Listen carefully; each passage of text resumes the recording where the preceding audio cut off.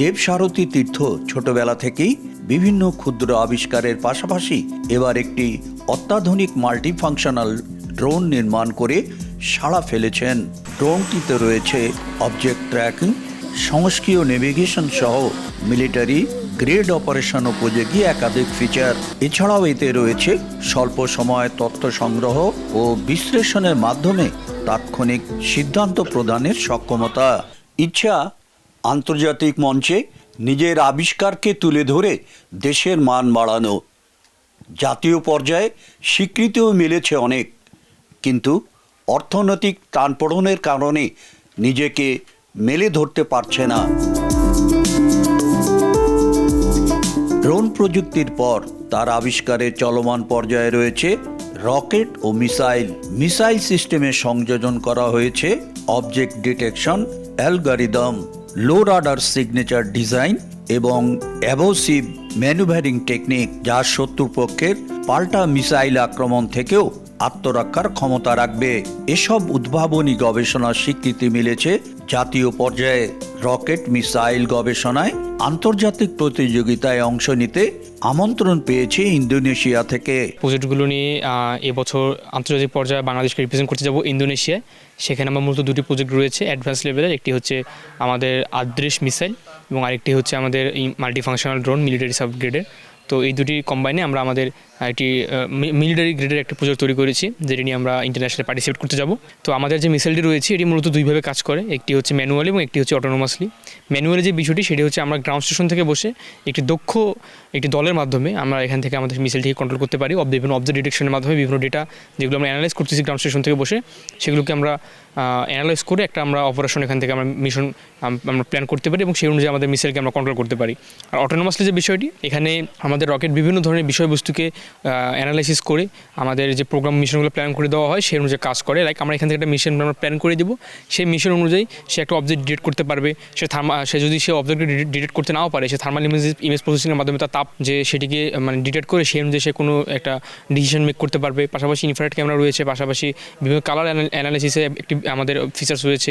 এছাড়াও যেই এলাকাতে যাবে সেখানে যেন রাডার থেকে মানে শত্রুপক্ষের রাডার থেকে যেন নিজেকে লুকিয়ে রাখা যায়, সেক্ষেত্রে অটোনোমাসলি একটা হাই অডিটিউডে গিয়ে নিজেকে লুকিয়ে রাখা, নেটওয়ার্ক জ্যাম করা, এরপরে থ্রাস্ট ভেক্টর কন্ট্রোল থেকে শুরু করে উন্নত ফ্লাইট কম্পিউটার এবং এছাড়াও বৃষ্টির অধিক আমরা ফিচার্স আমাদের মিসাইলে অ্যাড করেছি। এবং আমরা আশাবাদী এই 1-1.5 মাসের মধ্যে আমরা আমাদের মেইন প্রোটোটাইপ তৈরি করে এটাকে আমরা লঞ্চ করবো। আর আমাদের যে ড্রোনটি রয়েছে মাল্টিফাংশনাল, এটি মূলত বর্ডারে বিভিন্ন ধরনের নজরদারি কাজে, দুর্যোগকালীন সময় বিভিন্ন তথ্য সরবরাহ, বিভিন্ন পণ্য সরবরাহ, নজরদারি, তারপরে নির্দিষ্ট স্থানে বোমা নিক্ষেপ করা, এবং এই দুটি মেইনলি আমাদের মিলিটারি আমাদের বাংলাদেশের প্রতিরক্ষা বাহিনীকে আমরা যাতে আরও উন্নত করতে পারি সেদিকে আমরা মানে লক্ষ্য করে আমাদের প্রজেক্টগুলো তৈরি করা। ছোটবেলা থেকেই লেখাপড়ার পাশাপাশি সারথীর ছিল আবিষ্কারের প্রতি বিশেষ আগ্রহ। মাধ্যমিকের গণ্ডি পেরোনের আগেই সাফল্যের ঝুলিতে কুড়িয়েছেন জাতীয় পর্যায়ে ও বিভিন্ন সংস্থার থেকে পাওয়া অসংখ্য পুরস্কার ও সম্মাননা। আমি আমার সন্তানের জন্য যেগুলো সে করতেছে আমি গর্বিত, আনন্দিত।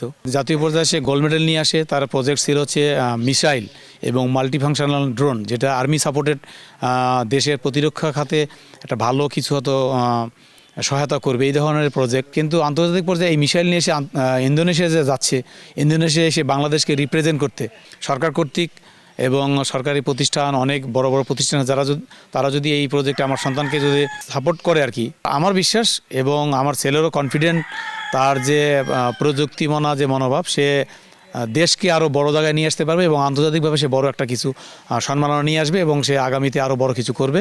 প্রোগ্রামে যেহেতু ইন্টারন্যাশনালভাবে ও অনেক আগাই গেছে, এটাতে আমাদের দিকে অনেক কষ্টই হচ্ছে, যেটা আমাদের পক্ষে সম্ভব হচ্ছে না।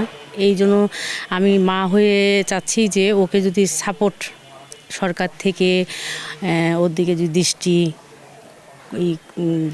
রাখে বা সরকারি প্রতিষ্ঠান বা বেসরকারি প্রতিষ্ঠানগুলো যে ওকে সাপোর্ট করে, তাহলে ও বাইরে যেতেও পাবে এবং দেশ এবং জাতিকে ভালো কিছু উপহার দিতে পারবে। আমার খুব আনন্দিত লাগতেছে, আমি আমার দাদার মতন হতে চাই।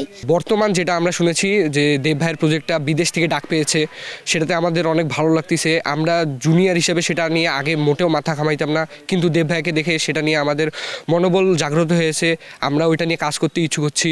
ও যে এত বড় একটা কাজ করতে পারে আমরা চাই সরকার হোক বা কেউ কোনো বিত্তবান হোক, যদি তার প্রতি একটু নজর দিত বা আর্থিক সাহায্য করত, তাহলে সে আমাদের দেশের একটা সম্পদ হয়ে দাঁড়াতে পারত। সে বিভিন্ন রকমের ড্রোন, তারপরে হচ্ছে যে এখন মিসাইল এবং ড্রোনের উপর কাজ করতেছে এবং খুব শীঘ্রই সে ইন্দোনেশিয়ায় যাওয়ার বা সেখানে অংশগ্রহণ করার একটা সুযোগ পেয়েছে।